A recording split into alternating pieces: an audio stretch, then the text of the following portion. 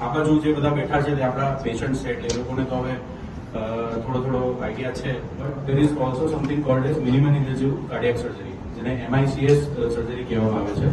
અને એને બીજા શબ્દોમાં કહીએ તો કી હોલ સર્જરી કહેવામાં આવે છે. છાતીનું હાડકું ખોલવું નહીં પડે, બે પાંસળી વચ્ચે આટલી જગ્યા આપી હોય એ જગ્યામાંથી આપણે સમગ્ર ઓપરેશનને પાર પાડીએ. એમાં દર્દીની પોસ્ટ ઓફ રિકવરી ઘણી ફાસ્ટ આવે. छाती हाथों अपने खोलवाना नहीं हो. हम लोग आके यहाँ मिले. मेरा केस जो था थोड़ा सा डिफिकल्ट इसलिए था कि मेरे को ब्रोंकाइटिस है, टॉनिक ब्रोंकाइटिस. तो एज इट इज मेरे को ब्रीथिंग प्रॉब्लम बहुत ज्यादा है. तो इन्होंने जो कॉन्फिडेंस इसमें दिखाया, हमने अभी इधर ही 5वें दिन हम इधर से चले गए. हमको किधर कोई तकलीफ हुआ नहीं. आप इसको जितना भी लिख सके. All over the doctor, fantastic. Any body જે છે દરેક જગ્યા પર મને એક જ વાત કરી, વખાણ કરવી પડશે.